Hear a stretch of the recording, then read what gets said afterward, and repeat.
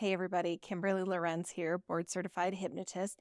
I was asked today after kind of one of those sessions where people do a lot of deep healing, a lot of digging out of the garbage, whether or not I find my hypnosis sessions that I act in as the hypnotist as exhausting or that they wipe me out. My answer to that is no.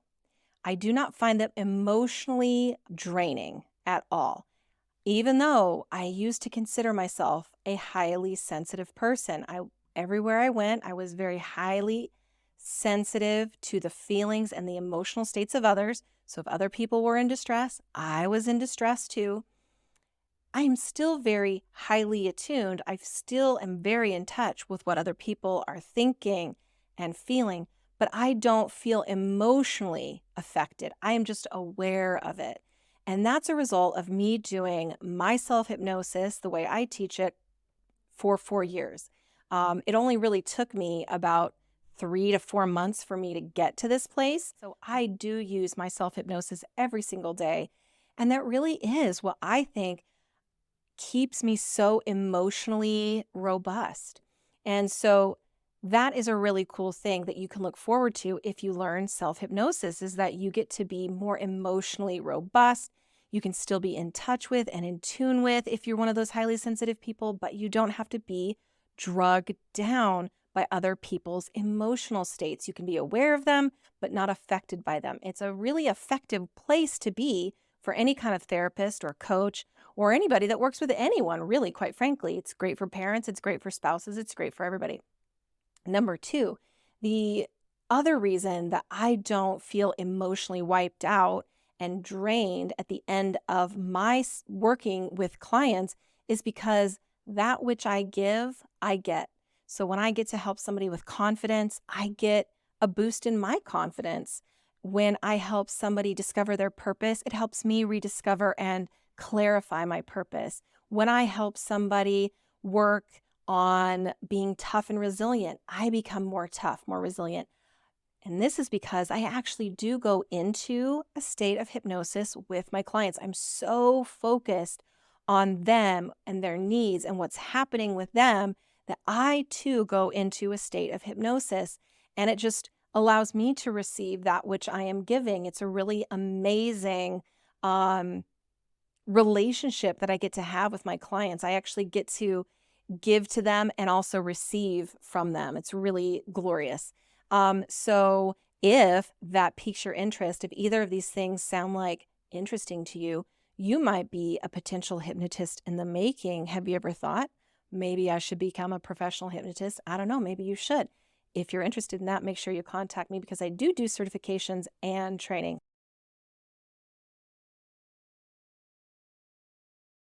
I want to share with you an amazing insight that I got to share in with my client. I had an amazing day of hypnosis, and my first client of the day had something that I want to share with you because I think they're so special and profound. So first, my first client of the day, I got to help her rediscover and reconnect with her own highest purpose for this life.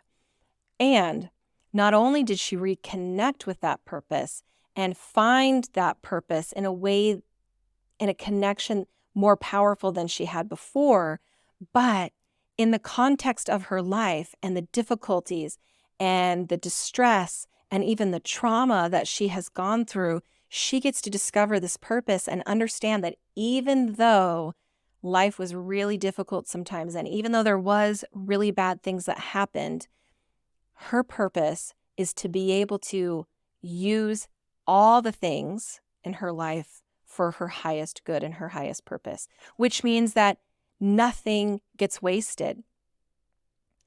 It is not to say that we should be grateful for the bad things that happen, but that we can redeem them and use them for good. Her purpose is to help other people.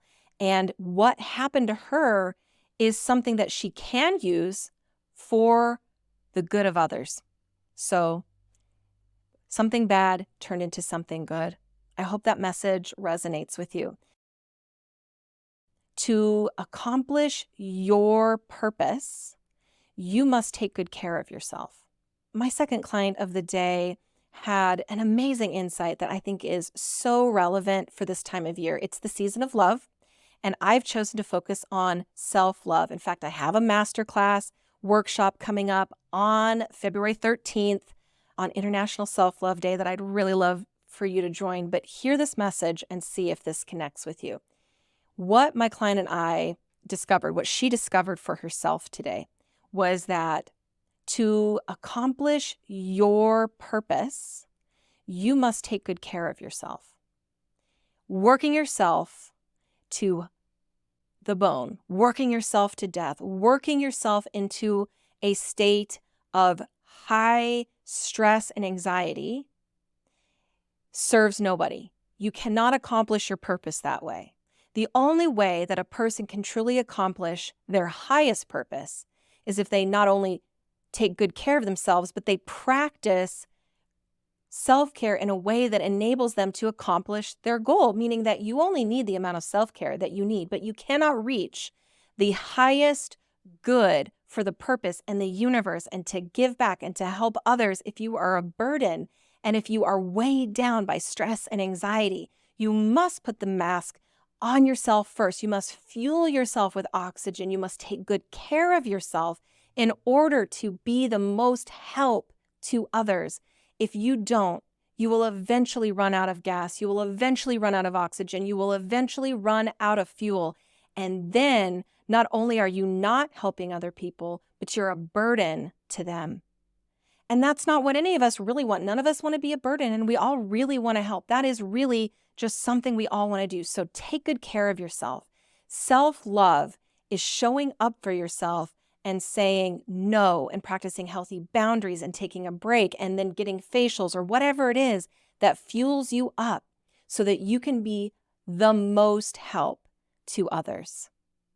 So let me wish you a happy International Self-Love Day coming up on February 13th. And if you're interested, please join my workshop, Self-Love, the Unconditional Path.